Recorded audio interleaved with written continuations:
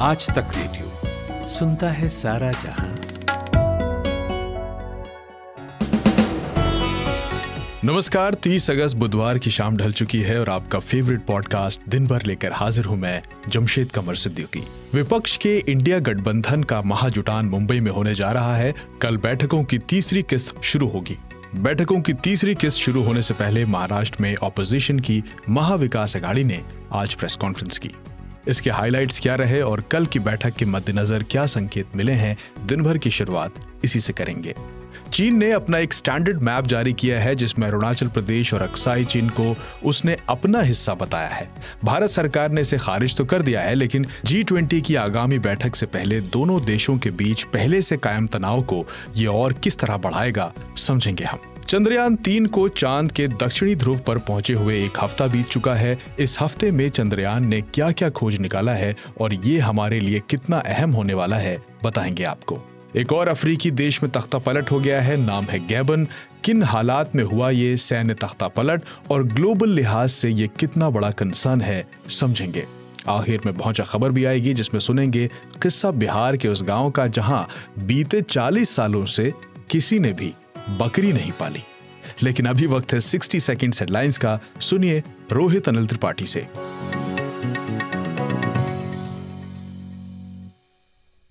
शुक्रिया Jamshed. India alliance की बैठक से पहले मुंबई में विपक्षी दलों की प्रेस कॉन्फ्रेंस। कल से शुरू होगी बैठक। इंडिया अलायंस के प्रेस कॉन्फ्रेंस में बोले उद्धव, हमारी वजह से केंद्र सरकार ने सिलेंडर के दाम घटाए, सब मिलकर बीजेपी से लड़ेंगे। नूह हिंसा के बाद मस्जिदों में आगजनी के 7 आरोपियों की जमानत, बिट्टू बजरंगी को भी मिली बेल।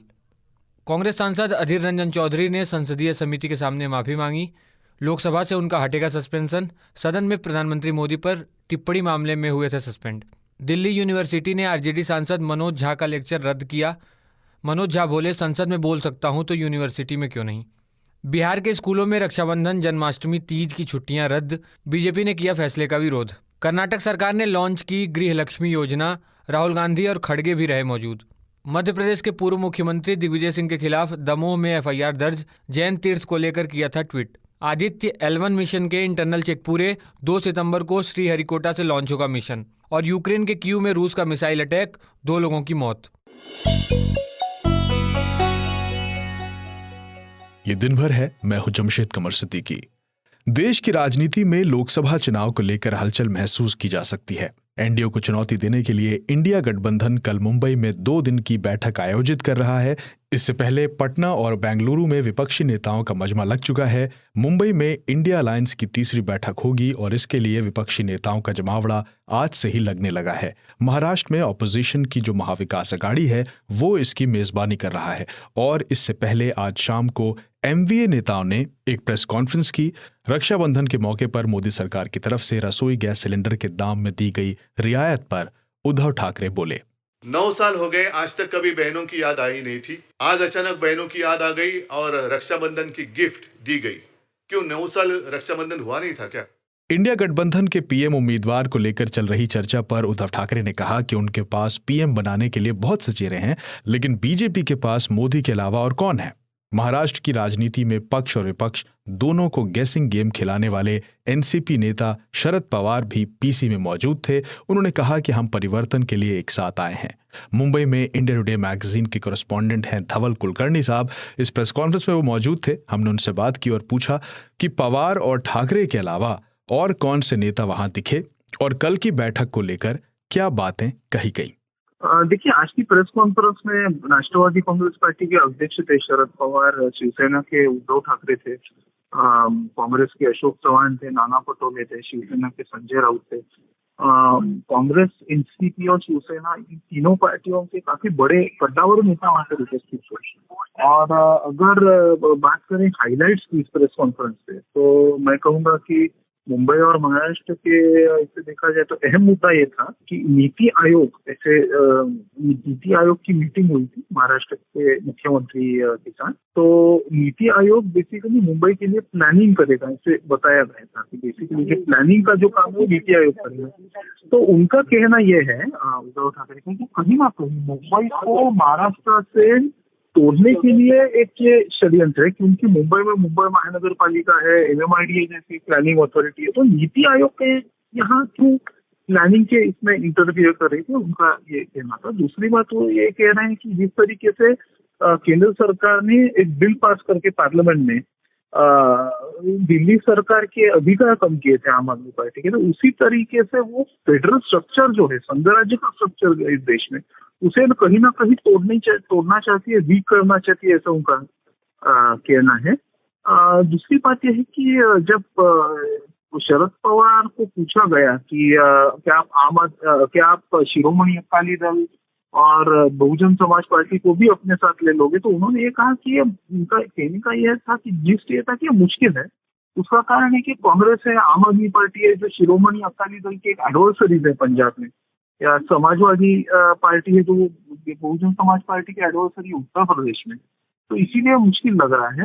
बातें ऐसे चल रही थी कि क्या कन्वीनर को किसी अपॉइंट किया जाएगा, तो वो भी इस मीटिंग के बाद में और मीटिंग के बाद तय हो जाएगा। ये बेसिकली जिस्ट है इस प्रेस कॉन्फ्रेंस में। इंडिया गठबंधन की ये बैठक कितनी अहम रहने वाली है? क्या एजेंडा तय किए गए हैं? आप तक कुछ जानकारियां छनकर सामने आई हैं क्या? देखिए, सूत्र ये बता रहे हैं कि सूत्रों के हवाले से कह सकते हैं कि जो एजेंडा है आज और कल में तय हो जाएगा। तो कल उनकी एक इनफॉर्मल बैठक है, उसके लिए काफी लोग आ भी चुके हैं, जैसे लालू प्रसाद यादव ने, फारूक अब्दुल्ला साहब आ चुके हैं। बाकी लोग भी आज और कल में आ जाएंगे। आज और कल में इनफॉर्मली एक निर्णय हो जाएगा कि कौन से विषयों के बारे में चर्चा करनी है, और वो परसों की मीटिंग में चर्चा के लिए आ जाएगा। लेकिन ऐसा कहा जा रहा है कि 3 लोगोस बनाए गए हैं इस इंडिया अलायंस के लिए। उन तीनों में से एक लोगों को चूज किया जाएगा, सिलेक्ट किया जाएगा। एक सेक्रेटरीट बनाने के लिए, सेंट्रल ऑफिस बनाने के लिए दिल्ली में शायद एक कोई निर्णय लिया जा सकता है, जैसे यूपीए का एक जमाने में जब वो सत्ता में थी यूपीए, तो जैसे उनका एक ऑफिस था उस तरीके से। और कोऑर्डिनेटर्स भी अपॉइंट किए जाएंगे। बहुत बहुत शुक्रिया इस पूरी जानकारी के लिए, धवल कुलकर्णी। मुंबई में विपक्ष की तैयारियों के साथ एक तैयारी राजधानी दिल्ली में भी चल रही है, G20 समिट की। अगले महीने की 8 और 9 तारीख को होनी है ये, और इसके लिए दिल्ली की साज सज्जा चल रही है। जो बाइडेन से लेकर ऋषि सुनक जैसे नेता आ रहे हैं। रूसी राष्ट्रपति व्लादिमीर पुतिन की जगह उनके विदेश मंत्री आएंगे। एक और नाम है जिनके आने की चर्चा है, चीन के राष्ट्रपति शी जिनपिंग। भारत सरकार ने दिल्ली के ताज पैलेस होटल को उनके लिए बुक भी कर दिया है। हालांकि जिनपिंग आएंगे या नहीं, इसको लेकर ऑफिशियल कंफर्मेशन सामने नहीं आया है, लेकिन इस बीच चीन ने पिछले दिनों एक नक्शा जारी किया जिसे वो स्टैंडर्ड मैप कहता है। इसमें अरुणाचल प्रदेश और अक्साई चीन को फिर से उसने अपना हिस्सा बताया है। इस नक्शे में दक्षिणी चीन सागर, ताइवान को भी चीन का हिस्सा बताया गया है। कांग्रेस नेता राहुल गांधी ने इस पर प्रधानमंत्री से जवाब मांगा है। प्रधानमंत्री ने कहा है कि लद्दाख में 1 इंच जमीन नहीं गई, ये सरासर झूठ है। अरे हिलाओ मत सर, पूरा लद्दाख जानता है बात कर रहे हैं कि चाइना ने हमारी जमीन हड़प ली। तो ये मैप की बात तो बड़ी गंभीर है, मगर इन्होंने जमीन तो ले ली, तो उसके बारे में भी प्रधानमंत्री को कुछ कहना चाहिए। हालांकि इस मसले पर आज विदेश मंत्री एस जयशंकर भी बोले। एक मीडिया चैनल को दिए इंटरव्यू में उन्होंने इसे चीन की पुरानी आदत कहा और उसके इस दावे को बेतुका बताया। तो क्या है ये पूरा विवाद और लाइन ऑफ एक्चुअल कंट्रोल पर मौजूदा स्थिति क्या है, इसे समझने के लिए हमने बात की इंडिया टुडे मैगजीन के सीनियर एडिटर प्रदीप आर सागर से। देखिए, चाइना हमेशा से ही क्लेम करता रहा है कि अक्साई चाइन जो उसने 1962 की लड़ाई के बाद उसने इलीगल जो उसने कब्जा कर लिया था, तब से लेके लगा हुआ है कि उसकी टेरिटरी है, और जिसको और अरुणाचल इलाका जिसको साउथ तिब्बत बोलता है, तो उसको लेके हमेशा करता रहा था। अब ये लेटेस्ट हुआ है, ये जो सोमवार को ये लोगों के एक इनकी जो मिनिस्ट्री है, मिनिस्ट्री ऑफ एनवायरमेंट, उन लोगों ने एक मैप इशू किया है जिसके अंदर पूरा का जिसको 2023 का स्टैंडर्ड मैप बोला गया है, which was uploaded by the ministry of natural resources की वेबसाइट है। उसमें कहा गया है कि पूरा का पूरा अक्साई चीन और अरुणाचल का जो साउथ और साउथ ईस्ट एशिया टेरिटरी है, वो सारा का सारा चाइनीज बॉर्डर उन्होंने क्लेम किया है। और वो भी ऐसे और इस तरह से, हालांकि कोई पहली बार नहीं है कि चाइना ने इस तरह से अपने के 2017 में भी इस तरह से एक्टिविटी की है, 2021 में भी इन लोगों ने इस तरह से करते रहे हैं। तो ऐसा नहीं है कि चाइना ने इस तरह से पहली बार किया है। पर ये इस समय महत्वपूर्ण हो जाता है क्योंकि अगले ही हफ्ते इंडिया में G20 लीडर समिट होने वाले, जिसमें president Xi Jinping is expected to come, although उसको लेके अभी तक कोई ऑफिशियल वर्ड चाइना की तरफ से नहीं आया है, ना ही डिनायल आया है कि वो नहीं आएंगे। तो उसके चलते ये काफी इम्पोर्टेंट हो गया है। और G20 समिट में अब चीन के हालांकि रशियन प्रेसिडेंट पुतिन नहीं आ रहे हैं, पर उसके अलावा काफी और बड़े लीडर्स हैं देश की दुनिया के, जैसे अमेरिकन प्रेसिडेंट आ रहे हैं, फ्रेंच प्रेसिडेंट आ रहे हैं और काफी बड़े बड़े लीडर्स आ रहे हैं। तो उसको लेके ये काफी इंपॉर्टेंट हो जाता है ये विवाद इस तरह से किया गया है इन लोगों ने इस तरफ से।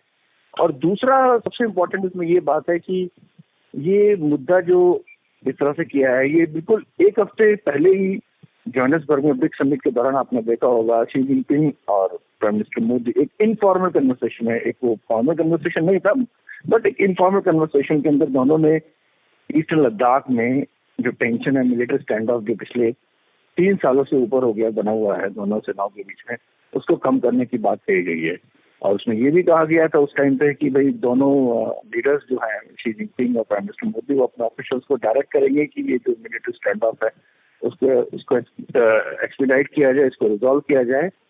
और मिलिट्री स्टैंड ऑफ में जैसा कि आप जानते हैं कि 19 राउंड्स की मिलिट्री टॉक्स हो चुकी है अब तक, पर उसमें अभी तक हालांकि कुछ मुद्दों पर सहमति हो गई है, बफर जोन्स क्रिएट किए गए हैं ताकि गलवान टाइप क्लैश दोबारा ना हो। पर अभी भी सिर्फ दो फ्लैश पॉइंट्स है, एक है बेमचौक और दूसरा आता है दिप्सांग प्लेन्स। इन जगहों को अभी तक चाइना डिस्कस करने को तैयार नहीं है, वो अभी भी अड़ा हुआ है कि वो उनकी अपनी टेरिटरी है।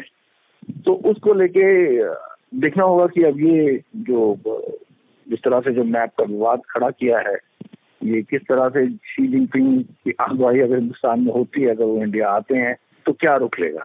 प्रदीप जी, आपने ब्रिक्स सम्मेलन में हुई मुलाकात का जिक्र किया, अभी G20 में भी शायद दोनों नेता मिलें, लेकिन उससे पहले ये विवादित मैप जारी करना, इस चाल को आप कैसे देखते हैं? क्या चीन प्रेशर पॉलिटिक्स का रास्ता अपना रहा है? ये बिल्कुल मैंने जैसे शुरुआत में बोला, क्योंकि ये बिल्कुल जिस तरह से जो मैप मिस्चीफ, जिसको हमने नाम दिया मैप मिस्चीफ का, ये बिल्कुल ही G20 की समिट से एक हफ्ते पहले जारी किया है। इससे काफी इंडिकेशन है वो लगते हैं कि शी जिनपिंग के आना देखना पड़ेगा, क्योंकि अभी तो जैसा मैंने बताया कि ऑफिशियली अभी तक चाइना ने ना तो कमिट किया है आने को लेकर, ना ही डिनायल भेजा है। तो ये काफी मुश्किल हो जाता है इवन चाइना के लिए भी, क्योंकि किस तरह से वो फेस करेंगे शी जिनपिंग के लिए कि हिंदुस्तान में उनको किस तरह से वो इंडियन लीडरशिप को, प्राइम मिनिस्टर मोदी को कैसे फेस करेंगे, क्योंकि एक हफ्ते पहले ही उन्होंने कमिट किया, उन्होंने जो जोहान्सबर्ग के अंदर ब्रिक्स समिट के दौरान उन्होंने कमिट किया कि वो अपनी सेनाओं को बोलेंगे कि इस मामले को जल्द से जल्द निपटाया जाए। और उसी के एक हफ्ते के अंदर अगर इस तरह से चाइना इस तरह से नया मैप लेके आया जिसमें अपनी टेरिटरी बता रहा है, तो ये काफी डिप्लोमेटिकली काफी ज्यादा मुश्किल हो जाता है चाइना के लिए भी है। अब चाइना पहले भी किया, जैसे भी अगर आपको हाल ही में याद हो कि अप्रैल के महीने में चाइना ने 11 जगह थी जो अरुणाचल की, जिनको अपने टेरिटरी के अपना नाम दिया था उन्होंने, उसको लेके भी इंडिया ने काफी चिंता जताई थी और काफी रोष किया था, अपने तरफ से एक स्टेटमेंट जारी किया था भाई। तो चाइना की इस हरकतें जो वो करता रहता है, और शायद यही वजह है कि शी जिनपिंग अभी तक एक बार भी आमने सामने तो हिंदुस्तान आना अभी इनके लिए देखना पड़ेगा कितना हो पाता है, कितना सफल हो पाते हैं इस मामले में। अच्छा, इस विवाद के उठने के बाद कांग्रेस की तरफ से इंडिया की वन चाइना पॉलिसी को भी रिव्यू करने की बात कही जा रही है। क्या है ये पॉलिसी और इसको रिव्यू करने के बारे में सरकार क्या सोचती है? वन चाइना पॉलिसी इंडिया की शुरू से है, जिसे ताइवान को लेके, ताइवान और देखिए आपने अभी फिलहाल देखा होगा ताइवान को लेके चाइना किस तरह से एग्रेसिव मैन्यूवरिंग करता है, अपनी मिलिट्री एक्सरसाइज करता है ताइवान स्टेट के अंदर, किस तरह साउथ चाइना सी में अपनी एक्टिविटी। तो इंडिया हमेशा से, ऑल्दो इंडिया ने हमेशा वन चाइना पॉलिसी रखा है, बट ताइवान को भी धीरे धीरे करके इंडिया एक्सेप्टेंस देने लगा है। इंडिया भी समझने लगा है कि अगर चाइना को किसी तरह से कंट्रोल करना है तो हमको उसकी कमजोरी को भी पकड़ना पड़ेगा। तो अभी फिलहाल अगर आपको याद हो तो पिछले कुछ हाल ही के दिनों में हमारे तीनों farmer chiefs, Indian air force, navy और आर्मी के तीनों फॉर्मर चीफ्स अभी ताइवान के अंदर थे, और डिस्कशन, हालांकि वो डिस्कशंस के वो अभी तक ओपन नहीं है, बट इस तरह से इंडिया का डेलीगेशन, बहुत सीनियर लेवल डेलीगेशन को भेजना, it's an indication that India भी चाहती है कि भाई चाइना को उसी के तरीके से समझाया जाए बेसिकली। बहुत शुक्रिया हमसे बात करने के लिए प्रदीप आर सागर।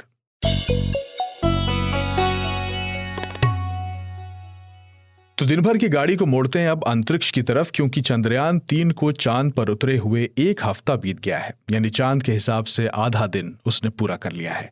इस बीच विक्रम लैंडर और प्रज्ञान रोवर ने चांद के दक्षिणी ध्रुव पर बेहद दिलचस्प जानकारियां जुटाई हैं। आज सुबह भी प्रज्ञान रोवर ने विक्रम लैंडर की एक तस्वीर क्लिक की। इसमें विक्रम लैंडर पर लगा पेलोड चास्टे चांद की सतह पर ड्रिलिंग करता दिख रहा है। इसके अलावा शुरुआती दिनों में विक्रम लैंडर में लगे खास थर्मोमीटर ने बताया कि चांद की सतह के ऊपर और सतह से 10 सेंटीमीटर नीचे तक के तापमान में बहुत अंतर है। इसके बाद प्रज्ञान रोवर ने कल ये पाया कि चांद के दक्षिणी ध्रुव के इलाके में कई जरूरी एलिमेंट्स जैसे कि सल्फर और ऑक्सीजन मौजूद है। इस सब को विस्तार से समझने के लिए हमने बात की आज तक रेडियो के साइंस रिपोर्टर ऋचिक मिश्रा से। ऋचिक, आप चंद्रयान 3 से जुड़ी हर गतिविधि पर नजर रख रहे हैं। किस तरह की इंफॉर्मेशन प्रज्ञान रोवर के हत्थे चढ़ी हैं? चंद्रयान 3 ने करीब 8-9 तरीके के एलिमेंट्स, खनिज, धातु और रसायनों का पता किया है। इसमें सबसे ज़रूरी ऑक्सीजन है। ऑक्सीजन पता चल चुका है। इसके जो भविष्य में सांस लेने के लिए ज़रूरी है, जो इंसानी बस्ती बसाई जाएगी, उसमें वो मदद करेगा। हाइड्रोजन की खोज जारी है। अगर हाइड्रोजन भी पर्याप्त मात्रा में मिल गया तो इन दोनों को मिलाकर पानी भी तैयार किया जा सकता है। इसके अलावा सल्फर मिला है, जिसका इस्तेमाल बैटरी बनाने में किया जा सकता है, कार की एसिड बनाया जा सकता है, फर्टिलाइज़र बनाया जा सकता है, खनन के लिए इस्तेमाल हो सकता है। एल्युमिनियम है, एल्युमिनियम के बारे में आप सबको पता है कि सबसे ज़्यादा सामान एल्युमिनियम से बनते हैं। विमान बनता है, गाड़ियाँ बनती हैं, सिरेमिक बनते हैं, पल्प या पेपर प्रोडक्ट बनते हैं, दीवारें, छतें बनाई जा सकती हैं।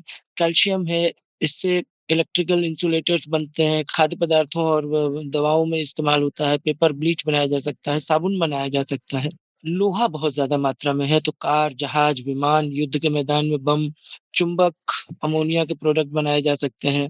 इसके अलावा क्रोमियम है, ये हेल्थ के लिए बड़ा इम्पोर्टेंट है, डायबिटीज़ कंट्रोल करता है, मोटापा घटाता है। स्टेनलेस स्टील बनाया जा सकता है, लेदर प्रोडक्ट की टैनिंग में मदद कर सकता है।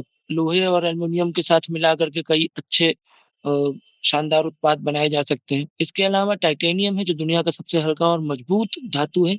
इसका इस्तेमाल एयरोस्पेस प्रोडक्ट में कर सकते हैं, मेडिकल में प्रोडक्ट्स में कर सकते हैं, मिलिट्री प्रोडक्ट्स में कर सकते हैं। मैंगनीज़ है, मैंगनीज़ जो है काँच बनाने में इस्तेमाल होता है, बैटरी बनाने में इस्तेमाल होता है। ये स्टील को डीऑक्सिडाइज़ करने में मदद करता है। इसके अलावा सिलिकॉन, सिलिकॉन जो है वो इलेक्ट्रिकल स्टील बनाने में मदद करता है, ब्रेस्ट इम्प्लांट्स और कॉन्टैक्ट लेंसेज़ बनाने में मदद करता है। तो ये कुछ ये जो कुछ धातु, खनिज और रसायन हैं, इनका इस्तेमाल इस तरह से किया जा सकता है अगर ये भारी मात्रा पे चंद्रमा पे मिलते हैं तो। अच्छा ऋचिक, ये भी अब कहा जा रहा है कि अब चांद पर हाइड्रोजन की तलाश चल रही है। अगर हाइड्रोजन मिलता है तो ये कितना अहम हो सकता है?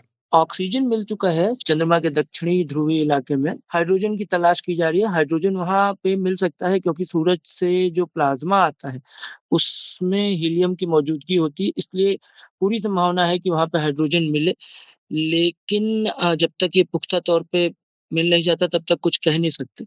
हाइड्रोजन और ऑक्सीजन इन दोनों की खोज भविष्य में चाँद पर इंसानी बस्ती बसाने में मदद देगी, क्योंकि इन दोनों को मिला कर के पानी बनाया जा सकता है और इसके अलावा और जो केमिकल्स मिले हैं, उनसे मिला कर के कई प्रकार के रसायन बनाए जा सकते हैं, धातु या खनिज बनाए जा सकते हैं, प्लास्टिक भी हो सकता है क्रिएट किया जा सके। तो हाइड्रोजन के मिलने के बाद इस बात की पुष्टि हो पाएगी कि चंद्रमा पे किस तरह से इंसानी बस्ती को बसाने के लिए या कोई बेस बनाने के लिए ये कितना इम्पोर्टेंट होगा। सबसे ज़्यादा ज़रूरी ये है कि दोनों मिल कर के ऑक्सीजन और हाइड्रोजन पानी बनाएँगे, जो इंसानों के लिए सबसे उनके जीवन के लिए सबसे ज़्यादा आवश्यक।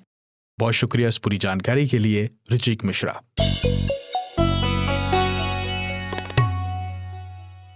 कुछ हफ्ते पहले पश्चिमी अफ्रीका के देश नाइजर से सैन्य तख्तापलट की खबर आई थी। यूरोपीय देशों ने इस तख्तापलट का पुरजोर विरोध भी किया था, लेकिन इसके बावजूद नाइजर में स्थितियां ज्यों की त्यों रही थीं। आज एक और सैन्य तख्तापलट की खबर आई है। सेंट्रल अफ्रीका का एक देश है गैबन, वहां से सरकारी मीडिया गैबन 24 पर आकर मिलिट्री अधिकारियों ने कहा कि हमें चुनाव पर भरोसा नहीं था, इसलिए यह कदम उठाया गया। 27 अगस्त को गैबन में चुनावों के बाद रिजल्ट की घोषणा हुई थी।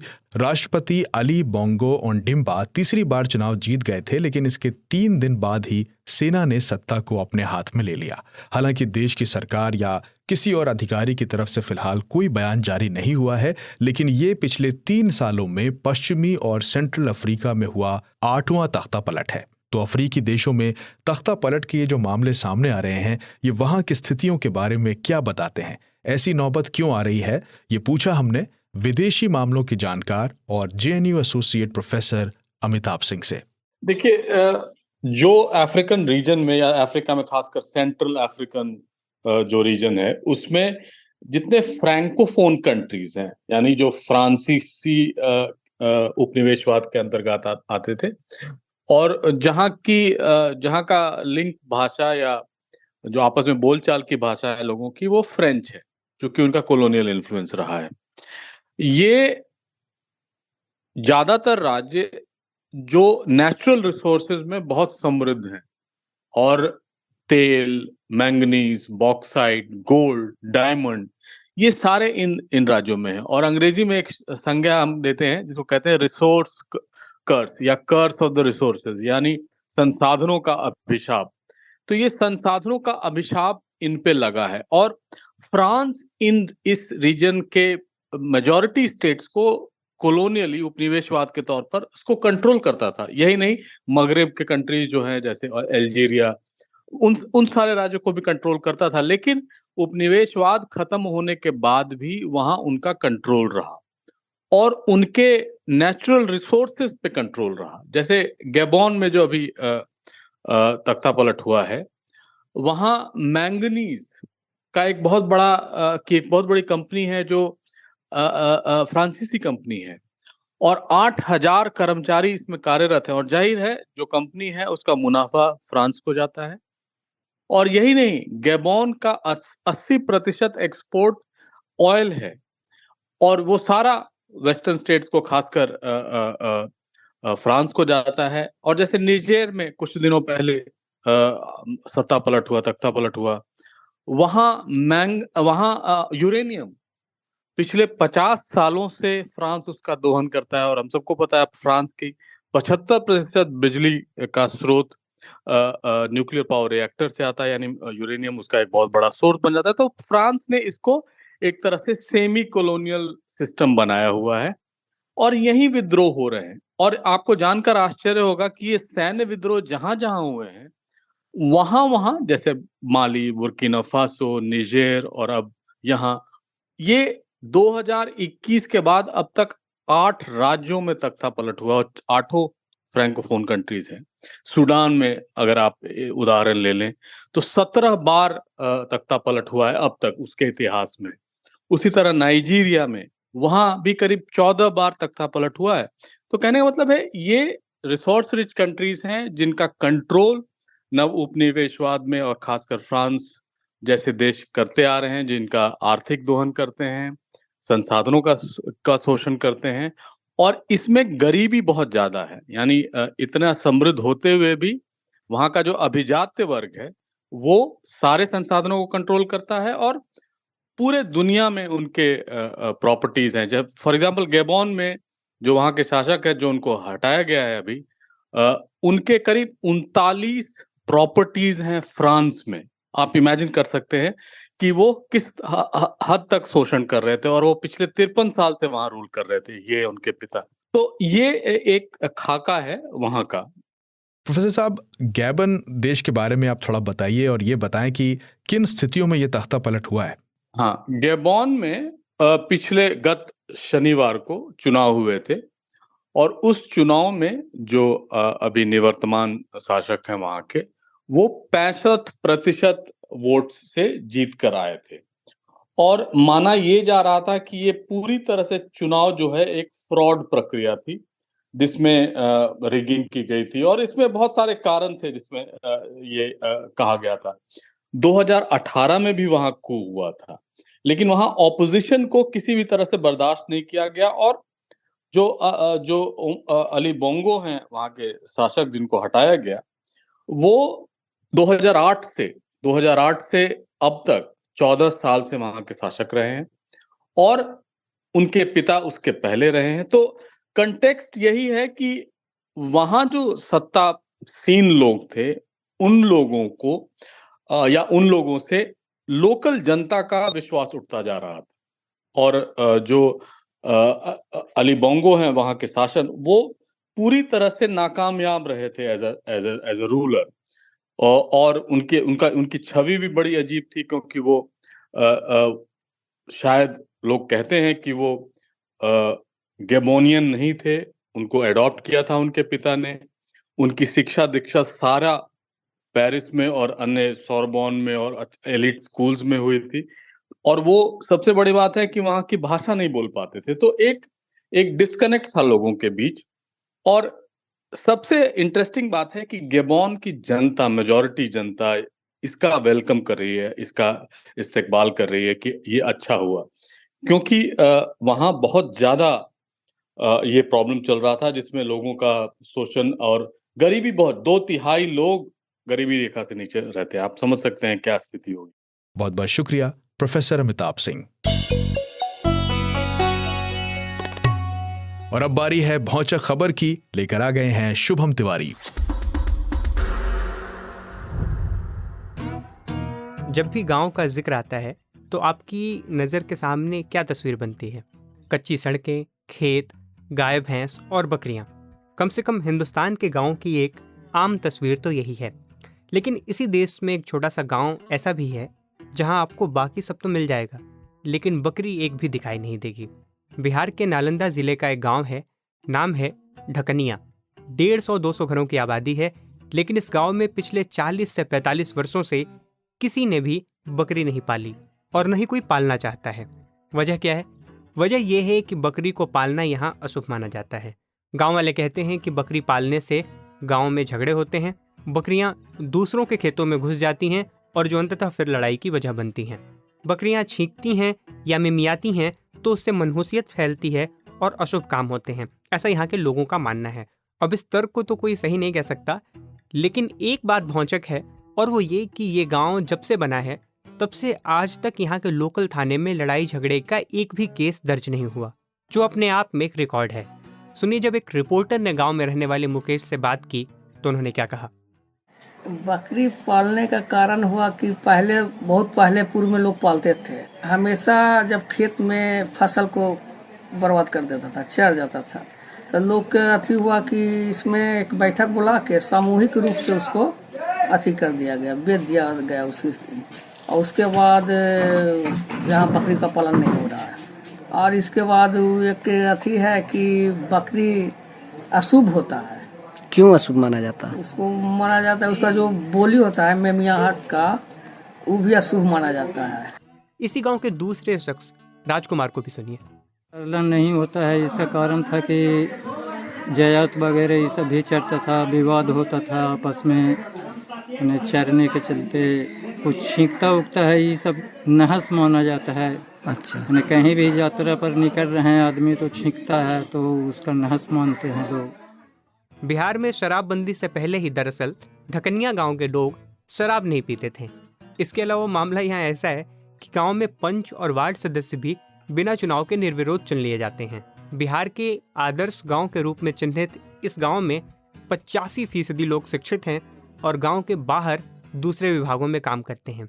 लेकिन शिक्षित होने के बावजूद बकरी को लेकर ऐसी अंधविश्वास भरी सोच का होना हैरान तो एक पल को करता ही है।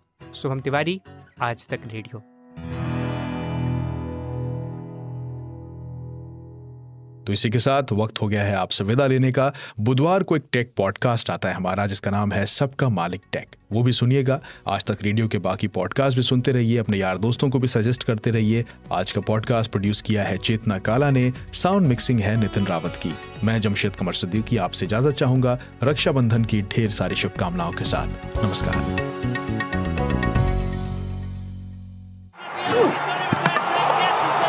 एशिया कप में किसके बजेंगे 12 और किसकी होगी पौवारा, बताएंगे 12 बजे, सिर्फ आज तक रेडियो पर, आपके अपने फेवरेट क्रिकेट पॉडकास्ट बल्ला बोल में, मेरे यानी कुमार केशव और मोहम्मद इकबाल के साथ।